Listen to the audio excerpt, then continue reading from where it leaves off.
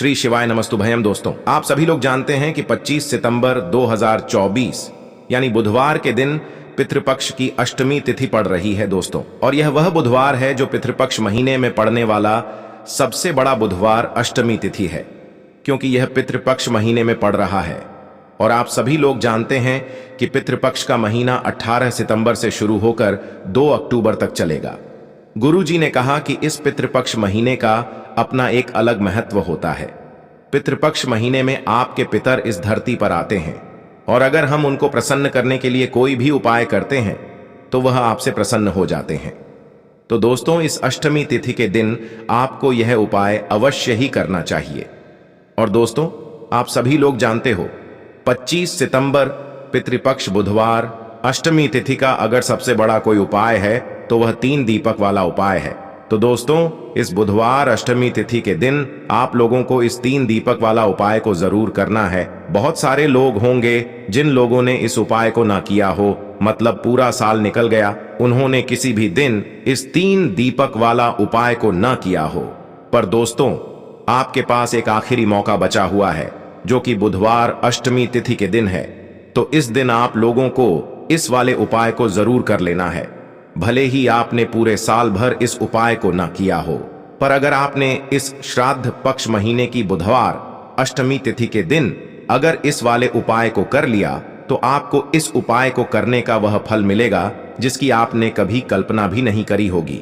इसीलिए आप लोग इस वाले उपाय को एक बार जरूर कर लेना, ताकि आप लोगों के हाथ से यह मौका ना जा सके और आपको इस उपाय को करने का फल मिल सके।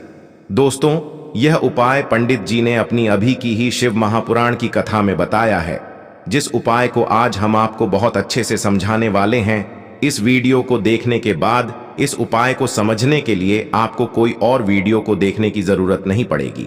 तो चलिए दोस्तों, उपाय को शुरू करते हैं। देखिए, यह इस पितृपक्ष महीने के बुधवार अष्टमी तिथि के दिन यह इतना खास होता है, इतना महत्वपूर्ण होता है। देखा गया है कभी कभी बड़े बड़े पूजा पाठ अनुष्ठान से जो मनोकामना पूर्ण नहीं होते, वह पितृपक्ष महीने के दिन एक छोटे से उपाय करने से ही आपकी मनोकामना पूर्ण हो जाती है। और बहुत सारे लोगों ने इस उपाय को किया भी है और उनको इस उपाय को करने का फल भी जरूर मिला है। अगर आप लोग भी इस उपाय को करना चाहते हैं तो आप इस उपाय को पहले अच्छे से समझ लेना, सुन लेना, उसके बाद करना। आपको इस उपाय का फल जरूर मिलेगा। और इस उपाय को कर लेने से आपके घर में चाहे किसी भी प्रकार की दुख और समस्या क्यों ना चल रही हो, आपको उसका कारण भी नहीं पता है कि भाई यह समस्या किस कारण से चल रही है, उसका कुछ भी कारण हो सकता है, जैसे पितृदोष हो सकता है या किसी भी तरह का मंगल दोष भी हो सकता है। तो इस दिन आप लोगों को 3 दीपक वाला उपाय कर लेना है। यह एक ऐसा उपाय है जिस उपाय को अगर किसी विशेष दिन पर किया जाए तो भाई उस विशेष दिन का जो है वह तो हमें मिलता ही मिलता है, पर हमने उस दिन पर इस 3 दीपक वाला उपाय को किया है तो हमें उससे भी बड़ा फल मिलता है, और फल बहुत जल्दी मिलता है, क्योंकि आप इस उपाय को बहुत ही बड़े और विशेष दिन पर कर रहे हो। तो चलिए अब उपाय के बारे में बात करते हैं, लेकिन उससे पहले आप लोगों को यह जानना आवश्यक है कि आखिर यह उपाय किस समय करना है, किसको करना है और कैसे करना है। तो चलिए हम आगे आपको वीडियो में एक एक करके बता देते हैं। लेकिन उससे पहले अगर आप लोग हमारे चैनल पर नए हैं तो हमारे चैनल को सब्सक्राइब कर लेना और इस वीडियो को लाइक करके कमेंट बॉक्स में श्री शिवाय नमस्तुभ्यम ओम नम शिवाय जरूर टाइप कर देना। तो दोस्तों, इस 3 दीपक वाला उपाय को हमें इस बुधवार अष्टमी तिथि के दिन कैसे करना है, किसको करना है, किस समय करना है और कहां पर करना है, ये सारे सवालों के जवाब आपको इस वीडियो में मिल जाएंगे। और जो यह वीडियो देखेगा भाई, उसको 3 दीपक वाला उपाय जरूर करना चाहिए, क्योंकि इस दिन दीपक का भी बहुत ही बड़ा और विशेष महत्व होता है। और जब बात आ जाए 3 दीपक वाला उपाय की, तो यह सोने पे सुहागा वाली बात हो जाती है और यह एक बहुत ही बड़ा उपाय हो जाता है इस बुधवार अष्टमी तिथि का। तो अब दोस्तों, इस 3 दीपक वाला उपाय को आखिर करना किसको है, सबसे पहले हम लोग वह बात जान लेते हैं। तो देखो, घर की जो बड़ी माताएं बहनें होती हैं, उन माताओं बहनों में से कोई भी एक बड़ी माता बहन इस वाले उपाय को कर सकती है। और दोस्तों, अगर आप चाहे तो अपने घर में से सभी सदस्यों को भी इस उपाय को करवा सकते हैं। अगर किसी व्यक्ति की खुद की कोई मनोकामना है, खुद की कोई दुख और परेशानी है जो कि वह अपने लिए ही करना चाहता है, इस वाले उपाय को तो वह खुद अपने लिए भी कर सकता है।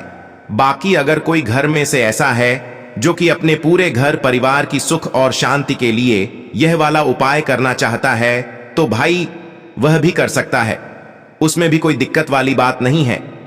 कहने का मतलब यह है कि इस उपाय को हर एक सदस्य भी कर सकता है और पूरे घर परिवार के सदस्य के लिए घर की बड़ी माताओं बहनों में से कोई एक माता बहन भी कर सकती है।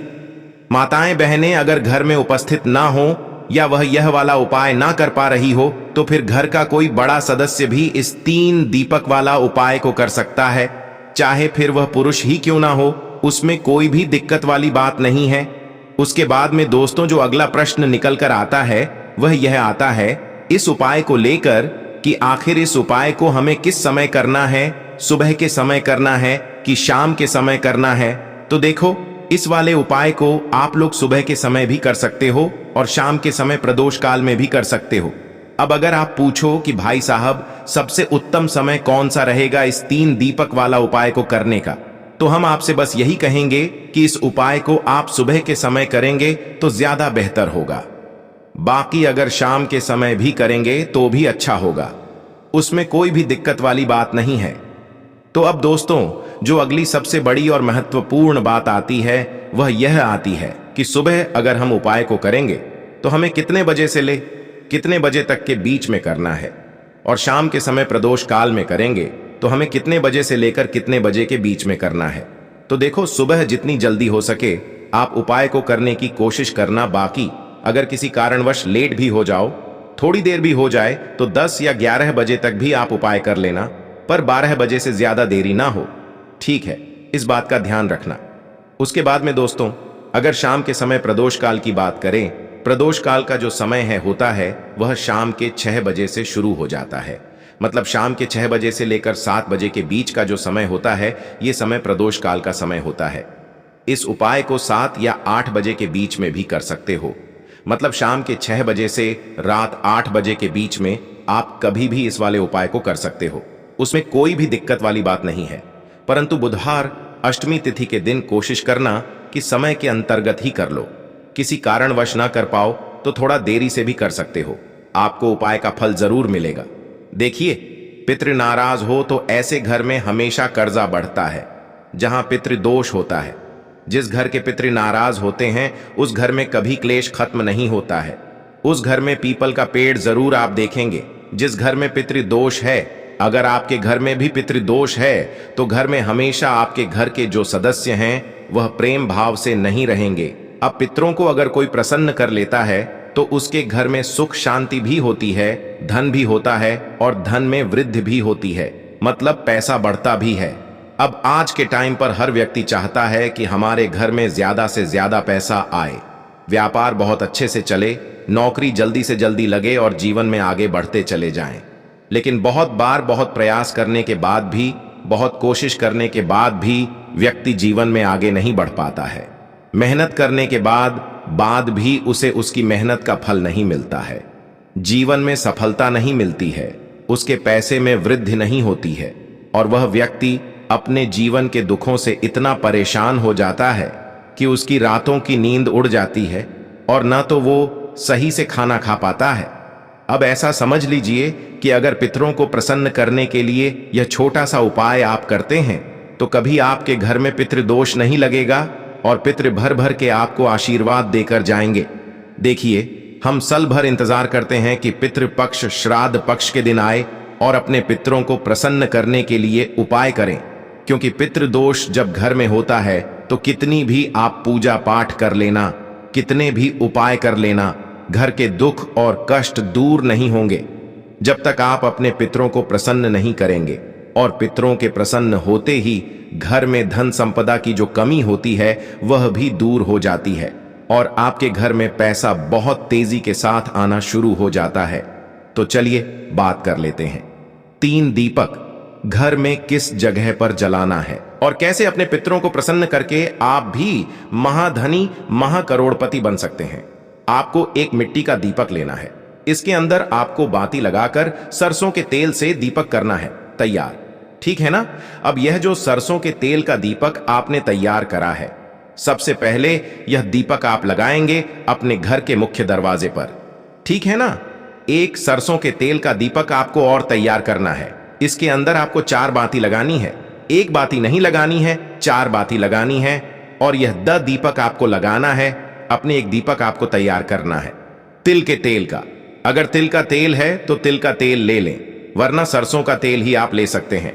और यह दीपक आपको लगाना है जहां भी आप अपने घर में पीने का पानी रखते हैं, मटका रखते हैं, आरओ रखते हैं या बाल्टी में पानी रखते हैं।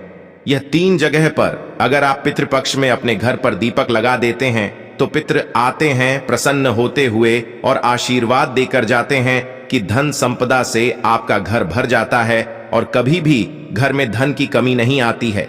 तो देखिए, यह पितृपक्ष के जो 16 दिन होते हैं, इन 16 दिनों में हमारे जो पितृ होते हैं धरती पर आते हैं और अपने अपने घर जाकर देखते हैं कि उनके घर के सदस्यों ने उनके लिए क्या तैयारी कर रखी है। और जब आप अपने पितरों के लिए दीपक लगाते हैं तो सबसे पहले मुख्य द्वार पर जब दीपक उनके लिए लगा मिलता है तो वह बहुत प्रसन्न हो जाते हैं कि हमारे लिए दीपक लगाकर रखा है। दूसरी चीज कि जो घर की दक्षिण दिशा होती है यह पितरों का ही स्थान होता है ना। पितरों की दिशा होती है तो बहुत ज्यादा वह प्रसन्न होते हैं। और जहां पीने का पानी रखते हैं यह भी पितरों का स्थान होता है। तो ये 3 जगह ऐसी हैं जब आप पितृपक्ष में किसी भी दिन दीपक लगाएंगे ना अपने पितरों के लिए, तो ऐसा समझ लीजिए कि पैसों की कमी और सुख समृद्धि की कमी कभी आपके पूरे जीवन काल में आपको देखने को नहीं मिलेगी। घर में हमेशा पैसा आएगा और आता रहेगा। बहुत ही उत्तम और बहुत ही अचूकी उपाय है। जरूर से आपको यह उपाय करना चाहिए। अब देखिए, बात कर लेते हैं कि यह उपाय करना कितने दिन है। तो जितने दिन आप कर सकते हैं उतने दिन करें। जितने ज्यादा दिन कर सकते हैं उतने ज्यादा दिन करें। ज्यादा बार नहीं कर पा रहे हैं तो पितृपक्ष में किसी भी दिन एक बार आपको यह उपाय जरूर करना चाहिए। सरसों के तेल का दीपक जब आप जलाते हैं तो शनि देव भी प्रसन्न होते हैं। शनि की पीड़ाएं भी शांत होती हैं कि दरवाजे पर दीपक लगाने से मां लक्ष्मी हमेशा आपके घर में आती है। तो चलिए बात कर लेते हैं अपने दूसरे उपाय की। दूसरा उपाय है निरंतर पैसे को बढ़ाने के लिए, धन में वृद्धि के लिए। कभी भी धन पैसा जो है आपका बर्बादी में नहीं जाएगा। तो आपको क्या करना है, पितृपक्ष में जितने दिन आप कर सकते हैं इस उपाय को करिए। पितृ भी प्रसन्न, शनि की पीड़ाएं भी शांत, शनि दोष भी कभी आपको नहीं लगेगा। मतलब शनि की जो पीड़ाएं होती हैं उनसे भी छुटकारा मिलेगा और शनि देव की कृपा मिलेगी। पितरों का आशीर्वाद तो मिलेगा ही मिलेगा। आपको जितने दिन आप कर सकते हैं पितृपक्ष में कुत्ते को कुछ ना कुछ जरूर खिलाना है। अब देखिए, जो भी कुत्ते खाते हैं आप कुछ भी उन्हें खिला सकते हैं। एक रोटी भी खिला सकते हैं, दूध भी पिला सकते हैं। पितृपक्ष में जब आप कुत्तों की सेवा करते हैं ना, इसका लाभ आपको बहुत ज्यादा मिलता है। जो इस उपाय को करते हैं ना, वह आने वाली पीढ़ियों में सुख ही सुख देखते हैं। उनकी आने वाली पीढ़ियां धन ही धन देखती हैं, पैसा ही पैसा देखती हैं। इतना चमत्कारी उपाय है यह पितृपक्ष का, क्योंकि जो हमारे गौ माता होती है, हमारी जो डॉग्स होते हैं, कुत्ते होते हैं, इनमें भी हमारे पितरों का वास माना जाता है।